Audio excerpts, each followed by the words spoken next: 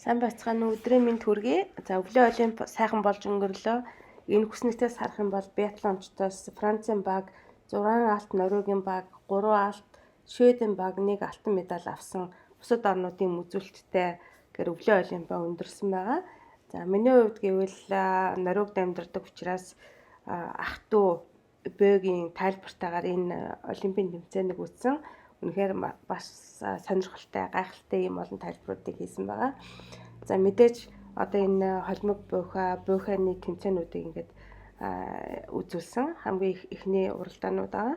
За энэ уралдаан дээр уралдаан болгоны өмнө яг буутах гэж байгаа өрсөлдөж байгаа хоёр тамирчдын хооронд нь амжилт нь ямар байна вэ гэдгийг үзүүлж ингэж харьцуулсан юм зураг гаргадаг. Энэ нь бол үнэхээр их сайхан санагддаг л та.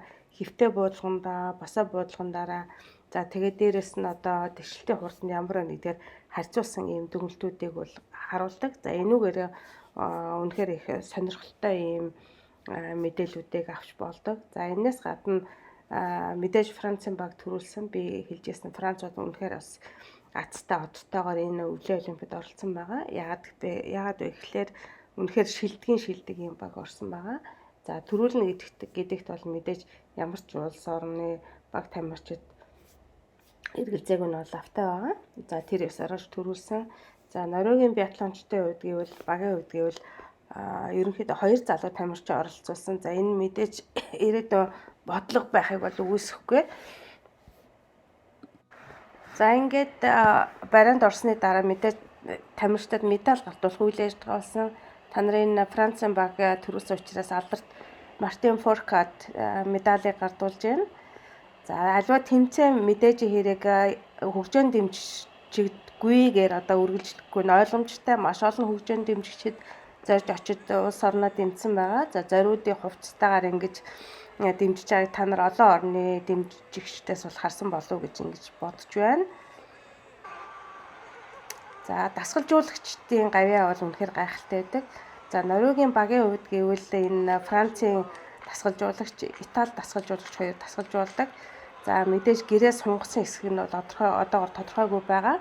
Урд нь бол энэ дасгалжуулагч нь одоо Фуркадыг дасгалжуулдаг байсан. За дараа нь Норвегийн багт ингэж ажилласнаар ингээ нэлээд амжилтуудыг үзүүлж байгаа юм мундаг дасгалжуулагч байна.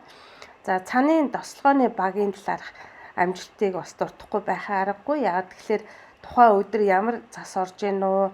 За наалдсан нь ямар байна уу? За тэгшилтэнд яаж нөлөөлөх нь гэдгийг ингээд тооцдог гайхалтай хүмүүс юм шиг санагддаг. За тамирчид уралдааны хооронд юу хийдэг вэ гэдэг асуудал гардаг. Франц, Норвегийн багууд нийлсэн ингээд хөлбөмбөг тоглоод залуучуудыг PlayStation тоглоод байгааг харж байна. Мэдээж энэ бол мэдээж бооцоот юм уу ямар нэгэн уралдаантай байдгийг бол хэлж мэдэхгүй. Ямар ч гэсэн ийм зураг тавьсан байна лээ. Олимпийн үеэр маш олон одоо дэлхийн одууд цугладаг ийм боломжтой байгаа. За Бьорн Даалан та нар мэдж байгаа алдарт биатлонч Бьорн Даалан байна. За дээр нь энэ улаан малгайтай нь болохоор Юрген байгаа. За энэ нь болохоор Германы иргэн бөгөөд Английн Премьер Лигийн Ливерпулийн багийг олон жил дасгалжуулж ингэж алдар хүндийн давцанд хүргэсэн юм мундаг хүн байгаа. За энэ хоёр бол нэлээд найзууд. За энэ тэмцээний үеэр энэ хоорондоо ирээд энэ Норвегийн багийнхантай уулзсан. Яагаад тэгэхээр энэ Ветла Кристиансен бол Ливерпулийн багийг дэмждэг ийм хүн байгаа. Тэгээд хүлээж аваад баяр хүргэж ирсэн. Тэгэхээр багийн тамирчдыг урамшуулах зорилгоор тэдний дуртай хайртай одоо тамирчдыг эсвэл одоо тийм нэр хүндтэй хүмүүсийг авчирч уулзуулах нь багийн урам зоригт ихээр нөлөөлд юм болов гэсэн ийм бодлыг бол төрүүлсэн байгаа. За мэдээж тэмцээний үеэр тамирчдын ар гэрийнхэн бараг гэр бүлээр очиж үздэг юм боломжтой. Тэгээд нэг талд нь энэ дуулж байгаа улаан малгайтай нүдэнд гэр бүлийнхэнд очсон энэ Норвегийн багийн тамирчдынхээ нэрийг оруулсан юм шүлэг зохиогоод дуулж байгаа. Нөгөө талд нь болохоор хүүхдүүд нь ингэж дуулж байгаа. Энэ бол их сайхан халуун дотн харилцааг үүсгэж байгаа. Энэ утгаараа биатлоны гэр бүл гэж ингэж яригддаг. Энэ бол үнэхээр энэ уламжлал энэ дээр ингэж харагдаж байна. За энэ нэг зураг үзүүлээ та нарт. Тэгэхээр энэ зурган дээр нөгөө ах トゥ хоёр бөө чинь ширхээтэй зураг авахсан байгаа. Энэ гур бол нэг нутгийг байгаа. За доор нь болохоор Эмилийн одоо Мартин Фуркад хоёр авахсан болохоор энэ хоёр нэг багийн хоёр байгаа. За Энэ зурган дээр болохоор Эрик Фиро аав дээр очсон байна. За дараагийн зурган дээр болохоор хөөрхөн Лужи Мөнө медальтайгаа нохойтойгоо зураг авахулж. За энэ медаль авсан 3 байна. За ингээд дараагийн зургуудыг үзье. Энэ зурган дээр би энэ зурганд их дуртай. За миний дуртай тамирчин гэвэл энэ Жаклин байгаа. За Жаклин болохоор ер нь маш их хууттай, сэтгэл хөдлөл өндөртэй ийм одоо бас сонирхолтой биатлончийн тоонд орно. За нас нь нэлээ явж байгаа ч гэсэн бас тэр хурд хүч бол хിവэрэ байгаа юм шиг ажиглагддаг. За Олимпийн сүүлийн 7 хоног би шивэд орж үзсэн байгаа. За энэ том молд очиод Олимп үзсэн, буудлага үзсэн. Уур амьсгал ямар байгааг та нар бас харах бах эндээс.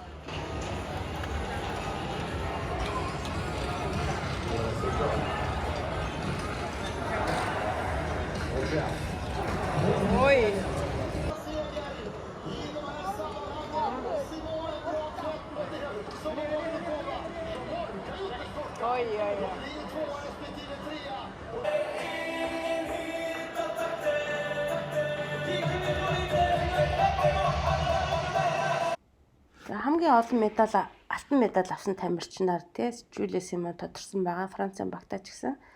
За Симоны талаар мэдээж муу мухайг нь ярихаас гадна үнэнхээр дайчин, үнэнхээр мундаг юм туш тэмэгтэй байгаа. Ер нь би нэлээд Симоны талаар ярьсан учраас олон юм ярмааргүй байна. Та бүхэн энэ бичлэгийг үзэх баха. Үнэнхээр бахархах сэтгэл төрсөн.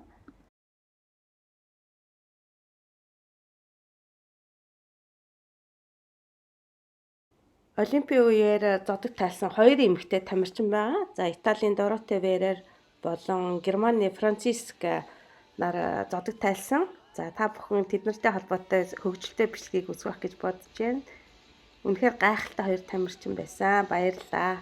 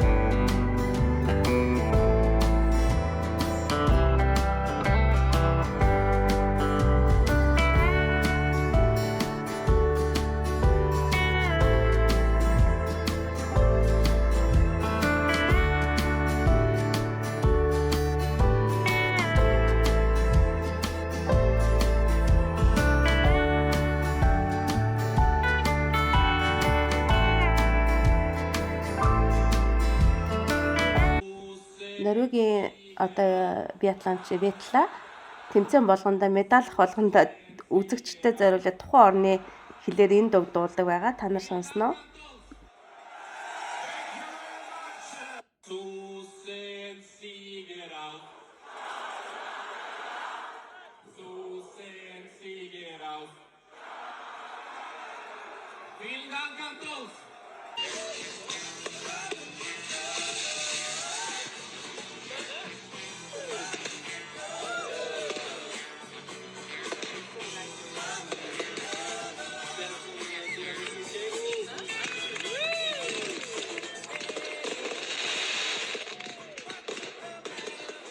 Францын тамирчдын дунд Quentin Mérite гэдэг энэ тамирчныг мэдэхгүй хүмүүс байхгүй.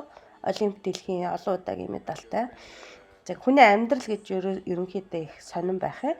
За 4 жилийн өмнө мань хүн эхнэр нь одоо хор тавдартай эхнэрийнхээ төлөө тэр эхнэрээ хавдрыг ялан одоо туулж даваасаа гэсэндээ алтан медалийг авах гэж ингэж хичээж зорж исэн бол энэ удаа яах вэ? Эхнэр нь эрүүл болцсон. бүр тэр эрүүл болохоор барахгүй бүр жирэмсэн ийм тулгар биетэй энэ эхнэрийгээ олимпиадад дагуулж ирээд алтан медалаар ингэж өөрийгөө урамшуулад эхнэртэй ингээд баярлж байгаа илэрхийлж байгаа. Энэ бол үнэхээр сайхан санагдсан. Тэгээд хүн чанарын хувьд бол үнэхээр гайхалтай хүн юм шиг надад санагддаг. За амжилтаараа ч гэсэн үнэхээр бас гайхалтай явж байгаа. За ийм мундаг тамирчныг танилцуулж байгаадаа баяртай байна. Ер нь манайхан ч бас мэдэндээ ирнэ.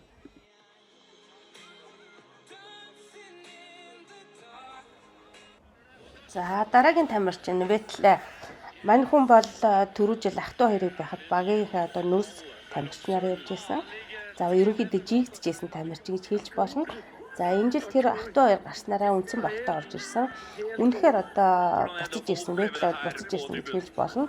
За ингээд олон медалуудыг авсан. Аавтай ярьцлага хийхэд бол үнэхээр хэлэх үггүй ингэж сэтгэл хөдлөлтөөр ярьцлага өгч ирсэн.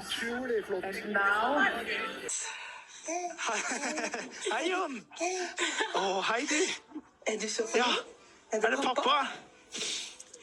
Nå kommer pappa snart hjem. Skal være pappa i hvert fall en uke før han skal bort igjen. Jeg regner med det her var spennende å se på. Jeg tenkte på dere på siste.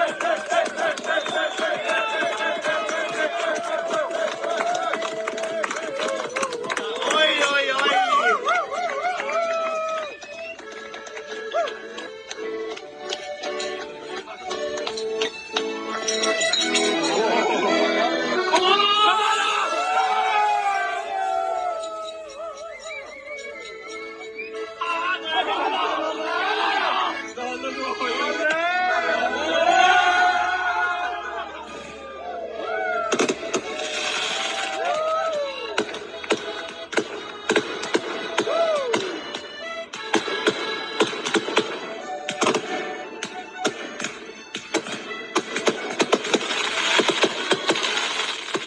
Медаль авсан тамирчдын баяр хүрээ тэмдэглэлтэйгээ зэрэгцэн.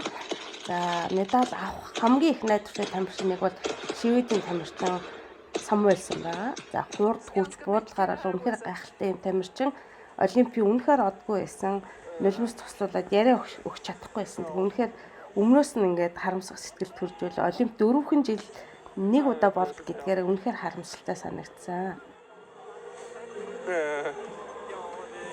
Jag tycker egentligen att jag gör det bra. Sprinten är bra. Distanshoppen är bra, men det räcker liksom inte. Ja. Nej, tack. Олимпийн хаалтыг манай 3 жишээлх юм бол Клауд, за Хоппер, Америкийн тамирчин Кэмпбелл Врайтнаар ингэж гурлаа зэрэг зогсож байгаа. Төрүүлж баринд орсноор ингэж тэмдэглэсэн. Энэ болохоор үнэхээр бид нэр бас хөгжилтэй, сайхан найзууд гэдгийг харуулж байгаа. За дэлхийн биатлоны цомд ранкаараа одоо 2-т явж байгаа. Дэлхийд 2 дугаар байранд үзүүлэлтээр явж ирсэн энэ тамирчин бол Италийн залуу тамирчин Томас хүү байгаа. За энэ буудалт энэ төр хурд хүчээр бол үнэхээр энэ жил одтой Олимпиас алт авах юм боломжтой юм тамирчин байсан. Хамгийн харамсалтай нь юу болсон бэ гэхлээр Олимпик дундаас нь орхиор болсон. Яагаад гэхлээр зүрхний одоо зүрхний булчинд асуудал үүссэн. За ингэснээрээ мань хүн зүрхний хагалгаанд ороод ингээд биатлоны дэлхийн цомыг үргэлжлүүлэх юм боломжгүй болоод ингээд эрүүл мэндийн шалтгаанаас дундаас нь төр орхиж гарсан байгаа. За ер нь бол залуу тамирчдын хувьд гэвэл зүрхтэй холбоотой ийм асуудлууд маш ихээр үүсэж байгаа.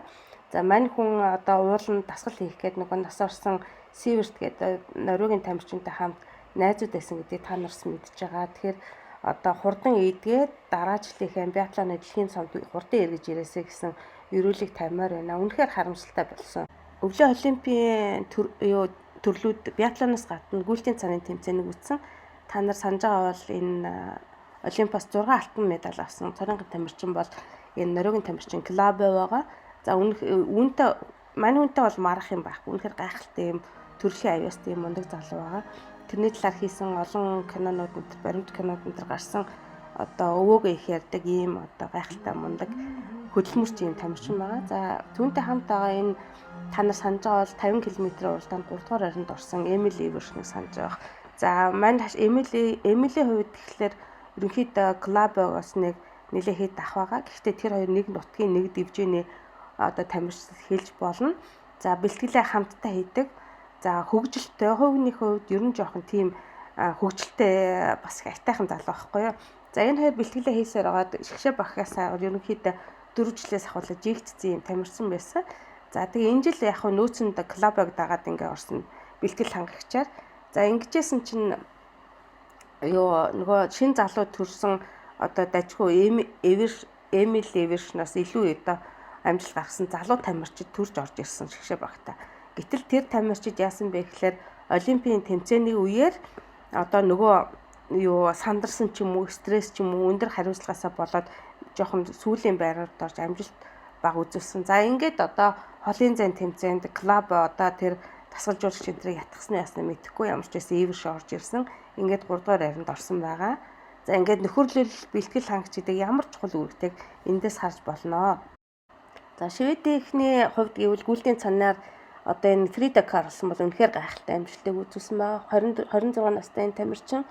За Олимпиас медаль авсан төдийгүй олон амжилтуудыг үзүүлээд гоо үцгэлэнгээр ч гэсэн ийм гоё тамирчин байгаа. За мань хаширыг олон хүн рүү залгаж жоохон ийм халгад өртөх аюултай байж магадгүй гэсэн утгаараа мань хүн гэрийнхээ хаягийг бол нууцлт юм байлаа.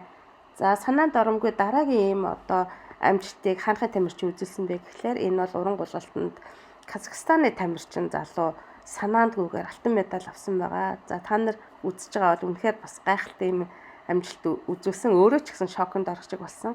За энэ дасгалжуулагч бас их сонирхол татсан. 13 орны уран гулгагчдыг дасгалжуулагдаг гэж байгаа энэ хүн. Бүх юм дээр л гүйж харагдчихсэн. За энэ тамирчныг онцлмоор. За 40 настай энэ тамирчин уулын цааны кроссын юм төрөлд одоо алтан медаль авсан байгаа. Үнэхээр гайхалтай. Та нар видеог нь үзсэн бол үнэхээр гайхаж биширсэн байх гэж бодож байна. Зүгээр л хурд хүчний гайхамшиг.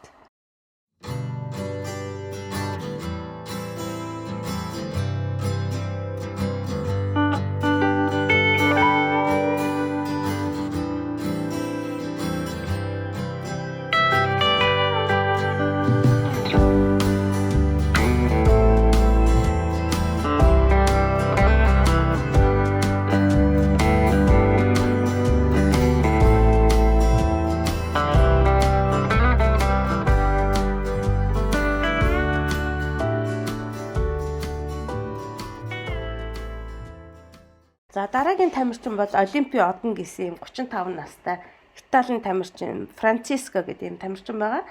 За энэ тамирчин бол яг төрсөн өдрөөрөө 3000 м дууралдаж алтан медаль авсан.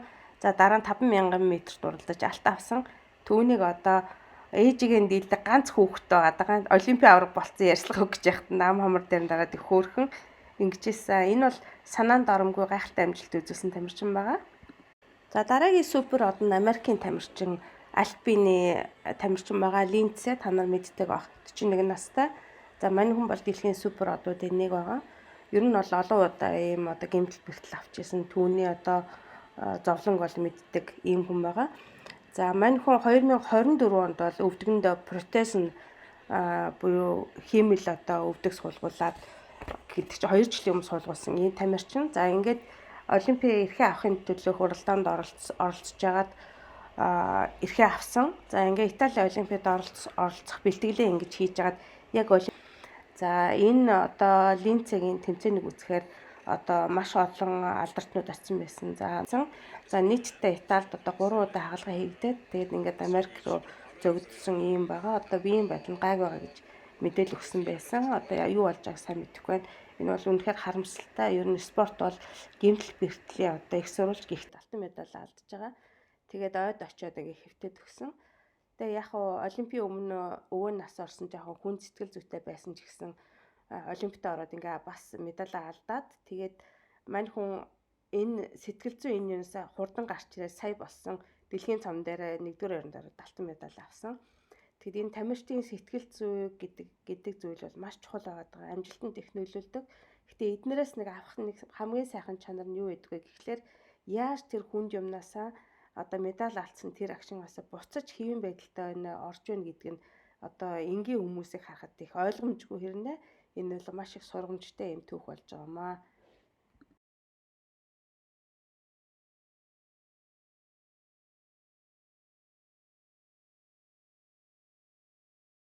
За эмэгтэйчүүдийн гүйлтийн саны буйха тэмцээнд байгаа. За энэ дээр Шведийн тамирчин тий одоо Эба гэдэг энэ тамирчин цантайгаа унаад энэ бол хизээч унахааргүй ийм мундаг тамирчин байхгүй. Гэтэл цантайгаа унаад ингээд энэ багийг бол амжилтыг хойш нь татаж 2 дугаар байранд орсон байгаа. За ер нь бол медалийн найдвар гэж бодож исэн Норвегийн эмэгтэй баг гинт азар яах нь Шведийн тамирчин улсантай холбоотойгоор ингээд 1-р байранд ороод бүүн баяр болсон. Тэгэхээр тамирчны эз тэгээд Аз ямар байдгийг эндээс бол харж болно. За Голландын тамирчдыг мэдээж хэрэг тэшүүрийн амжилтыг бол тоочод боршгүй. За энэ жилийн хувьд бол онцлог тамирчин Jette Lardam гэдэг ингээ 27 настай тамирчин байгаа. Нөхөр нь бол Jack Paul гэдэг ингээ супер од байгаа. Хичнээн сая 21 сая 28 сая дагагчтай ийм супер од байгаа. Тэд нар тэмцээнд ирэхдээ хувийнхаа онгоцоор ирсэн. За ингээд хүссэн алтан медаль аваад дэлхийн олимпиад оролцсон байгаа. За буцаж очиж өөрийнхөө өмсчээсэн энэ улбар шар хувцсыг зараад Норвегийн мөнгөөр 2 сая гаруй кроноор зарсан байлаа. Тэгэхээр Монголд мөнгө 400-аар та нар тэрийг үрчгээр ямар хэмжээний мөнгөөр зарсан нь бол ойлгомжтой болох болов гэж бодож байна. Би үеэр гарсан ийм нэг сонирхолтой мэдээлэл гэвэл энэ нохой барианд орсон явдал байгаа. Тэгээд энэ нохойг барих гэж байгаад бас тухайн үед хамгаалалт гарч ирсэн гараа хазуулсан байлээ. За та бүхэн Норвегийн биатлоны шгшээ багтын Эндре Стрөмсхэм гэдэг энэ тамирчин яагаад алга болчихвоо гэж гайхчихж магадгүй. Энэ залуу одоо багийн шгшээ багт бол орч чадаагүй. Тэгээд ингээ олимпиад оролцоогүй гэсэн. За тэгээд 2 сарын 28-нд энэ залуу одоо Норвегиос Швед рүү 600 км одоо замыг цантайгаа за тэгээд замдаа ийм нэг майханд юм уу урчсанд ингэж хоноглоод ингэж явхаар төлөвлөж замдаа гарсан байгаа. За энэ одоо ямар учиртай юм бэ гэхээр одоогоос 83 жилийн өмнө 1943 оны 2 сарын 28-ны өдөр одоо Норвегийн 10 одоо тусгай бэлтгэгдсэн ийм цэргийнхэн Норвегид байрлах одоо цөмийн одоо зориултаар ашиглах гэжсэн боломжтой гэжсэн ийм одоо хүнд ус үеийг үйлдвэрлэдэг Норвегийн үйлдвэр байсан байхгүй. Тэгэхээр тэрийг үйлдвэрийг Германы талууд аваад ингээд цөмийн одоо реакторын тусламжтайгаар ашиглая гэж бодож исэн. За тэгэхээр тэрүүнд нь саад болох гэх тэр үйлдвэрийг бол дэлбэлсэн байгаа. За тэр 10 хүн хамгийн сонирхолтой нь гэвэл мэдээж энэ дэлбэлэх энэ явцдаа тэр хүмүүс төлөвлөгөөг амжилттай биелүүлэхээс гадна өөрсдөө бүгд 9 минут ингэж гарсан. За тэгээд аруула 600 км замыг 7 хөндийгээр ингэж цантай гулсаж явсаар агаад Шведэд очиж ингэж гарсан түүхтэй. За тэгээд энэ одоо түүхэн үйл явдал зориулаад Эндре юу гэж бичсэн бэ гэхлээр одоогоос 83 жилийн өмнө ийм одоо үйл явдал болж исэн юм аа. За би бол олимпик шгшээ багт ороогүй ч гэсэн энийг бол би нэг талаас ялагдал гэж үзэж байгаа. За энэ ялагдлаа би ялалт болгож хувирахын тулд 2027 онд болох дэлхийн аврах шалралт тэмцээнд амжилт үзүүлэхийн тулд би тэр одоо түүхэн замлаар ингэж ганцаарч сайн аялал хийх гэж байна цантай. Мэдээж энэ бол маш сайн бэлтгэл болно. Гэхдээ яах нь тухайн одоо дайчдын дурсгалыг хүндэтгсэн ийм үйл явдал болно. Илүү их утга учиртай дасгал сургалт болно гэж хэлээд ингээд аялдаа гарсан байгаа. Би өдөр болгон дагж байгаа. Тэгээд одоо ингээд нэлээд төгсөж байгаа болов уу гэж ингэж бодож байгаамаа. За ингээд мэдээж одоо энэ залуучууд маш их зоригтой болсон байна.